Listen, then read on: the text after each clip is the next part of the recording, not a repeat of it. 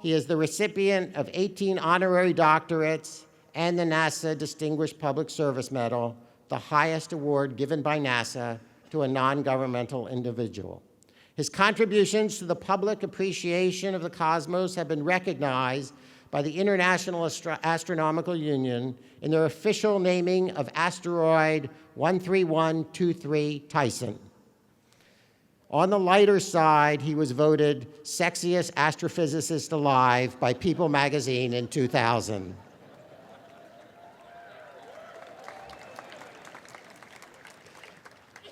Tyson is the first occupant of the Frederick P. Rose Directorship of the Hayden Planetarium.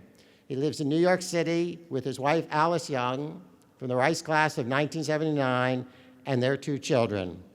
Please join me in giving a huge Rice welcome to Dr. Neil deGrasse Tyson.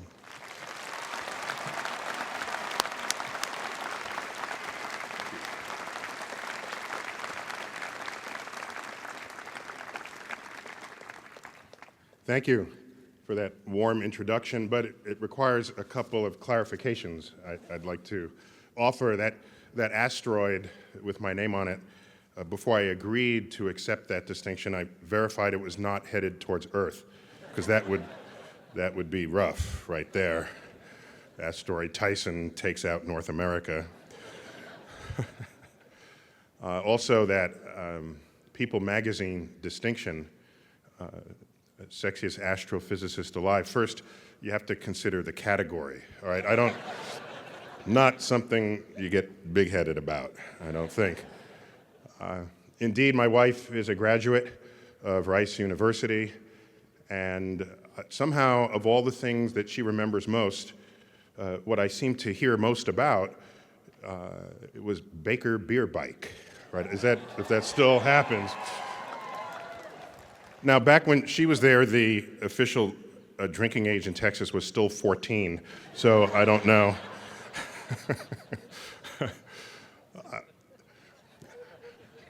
Now, why am I asked to deliver this commencement address? I think it's because of my association, my long association as sort of a follower and advisor of NASA. And it was announced that this is the 100th anniversary, the closing of the 100th year of the founding of the school. It's also the closing of the 50th year of the famous speech given by President Kennedy in Rice Stadium to an audience of 35,000 people titled, "We Choose to Go to the Moon" speech. That very phrase appears in the speech, and it is followed by the phrase, "Not because it's easy, but because it's hard." That speech was delivered here on the campus of Rice University. That was delivered a year after President Kennedy announced that maybe the moon is something we should do, someplace we should go to. That was first announced in Congress, May 25th, 1961. We were spooked into him saying that. 6 weeks before that speech, the Soviet Union launched Yuri Gagarin into orbit. As I tweeted about a year ago, Yuri Gagarin was the 5th mammal to achieve this feat, after a dog, a chimp, a few mice, and a hamster. But the point there is, in that speech, that's where he uttered the phrase, "We will put a man on the moon, return him safely to Earth before the decade is out." That's kind of all he said about the moon in that speech. The whole plan got laid out in Rice Stadium a year later. So you can say, oh, we had charisma and will and political motivation back then, until you look at the beginning of that speech he gave to Congress. 2 or 3 paragraphs before he says, "We'll go to the moon," he says, "The events of recent weeks, Yuri Gagarin going into orbit, if those are any indication of the impact of this adventure on the minds of men everywhere, then we need to show the world the path to freedom over the path to tyranny." It was a battle cry against communism. People were spooked. NASA got founded a year after Sputnik was launched, motivated by a Cold War climate. So what happens? President Kennedy gives his "Let's go to the moon" speech in Rice Stadium. A year later, Rice donates the land that is Johnson Space Center. That is the seat of the astronaut program of NASA. Rice University was there at the beginning of this epic adventure to the moon. Now, I've studied this, what drives people to do things. I've looked throughout all of time, all of human time, and I found only 3 drivers that get people to do things in a big way. One of them is war. That's obvious to any political analyst. War makes you spend money like it's a flowing river. Even when you don't have money, you spend the money like it's a flowing river. War, one of the great motivators of human conduct. A next motivator is money. So the first is I don't want to die. The next one is I don't want to die poor, right? 2 great motivators in the history of human cultures. There's a third motivator much less revealed in the world today, and that's the praise of royalty and deity. That's what gets you the pyramids in Egypt and the church building and cathedral building of Europe. Today, you don't find gods and kings driving major investments. So we're left with just sort of war and money. That's kind of what's going on here. But we haven't been honest with ourselves about that. If you go to Kennedy Space Center in Florida, there is that section of his speech. We'll go to the moon before the decade is out.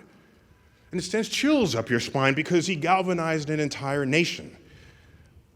But what's missing on the granite wall behind where this is chiseled in is the other part of the speech, where he introduces the war driver. No one ever spent big money just to explore. No one has ever done that. I wish they did, but they don't. So we went to the moon on a war driver. But that's conveniently left out in the granite wall behind Kennedy.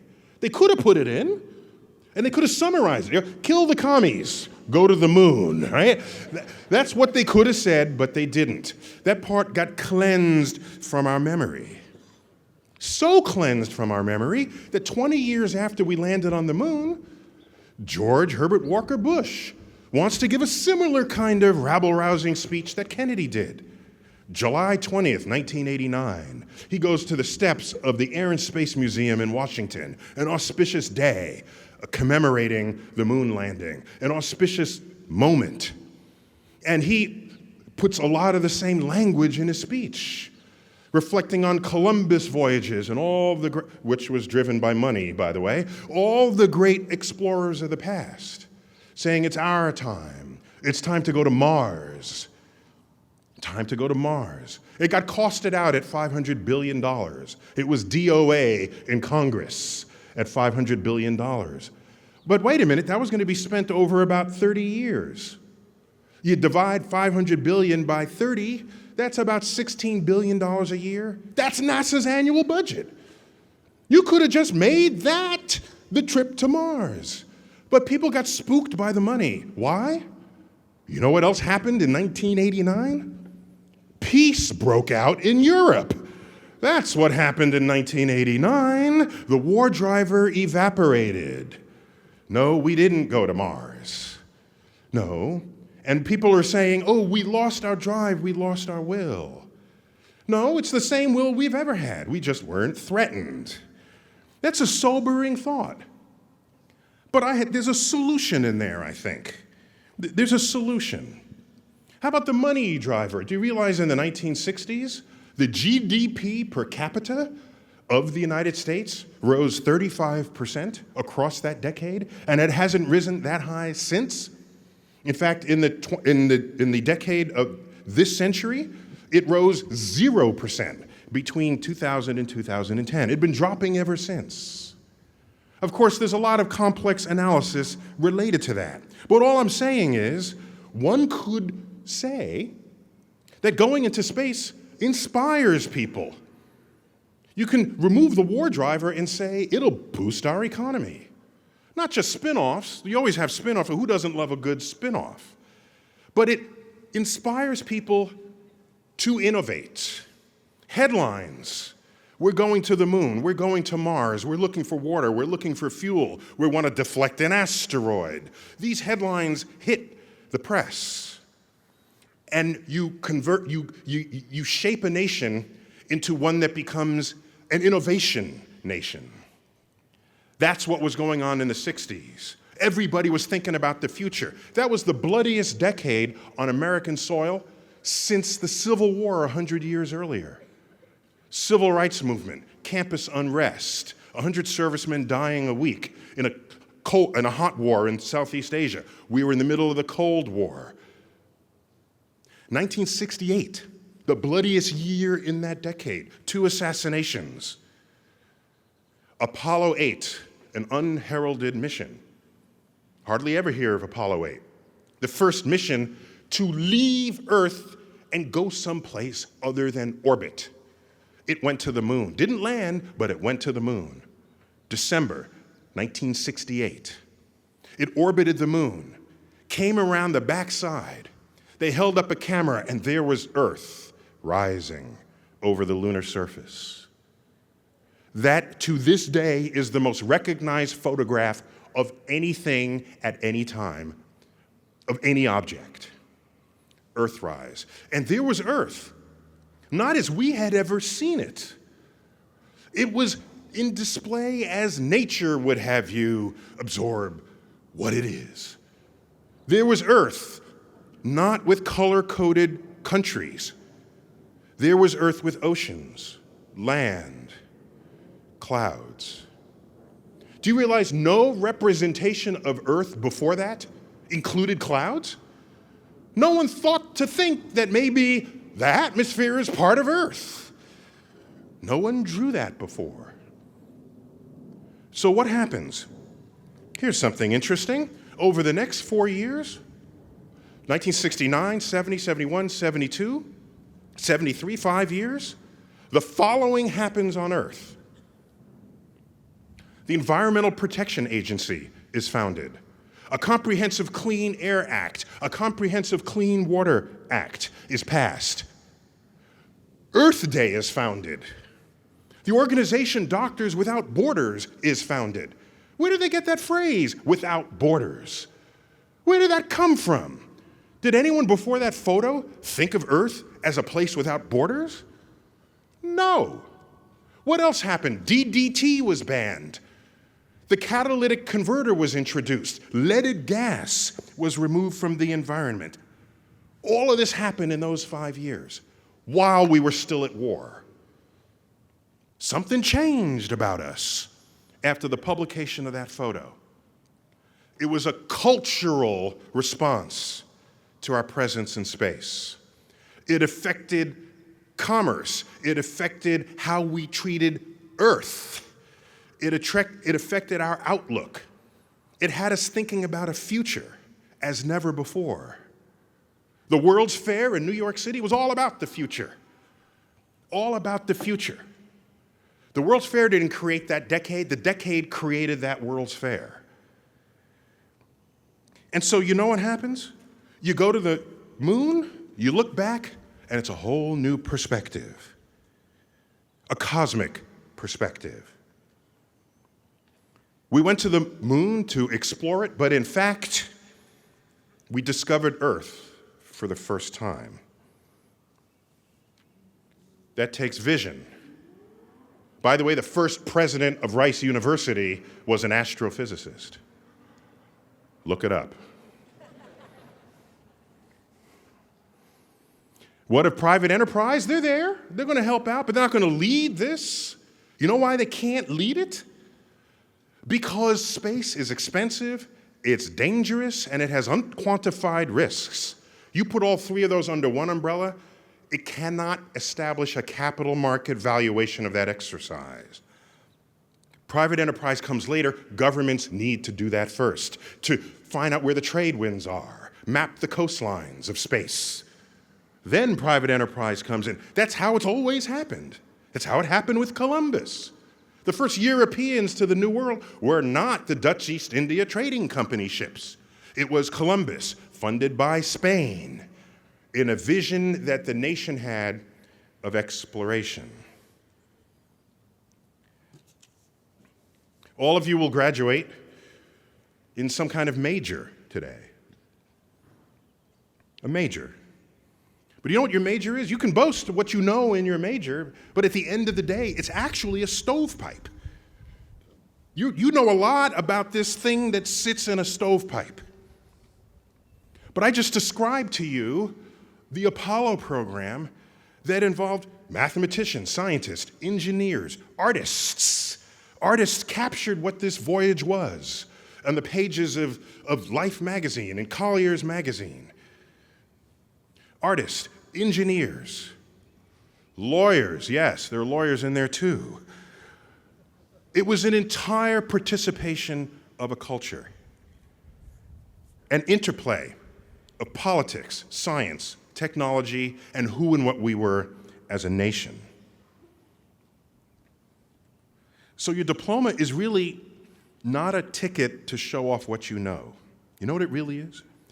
It's permission to admit to yourself how much you still have yet to learn. And you know what's still left to learn? All the things that come together when great things happen in a nation, when great things happen in a world. As I said, the science, the art, the geopolitics, all of that matters. All of it. Nothing happens without some touching of all of those branches of culture. There is no solution to a problem that does not embrace all that we have created as a species. So I can tell you the original seeds of the space program were planted right here on this campus. And I can tell you that in the years since we landed on the moon, America has lost its exploratory compass. But I know the talent that is seated here, because I have conversations with my wife. I know who's in front of me right now. I know what legacy means. I know what happened here 50 years ago. I know all of this. And I can tell you that now is the time for you, the class of 2013, to lead the nation as Rice graduates once again. Thank you all for your time.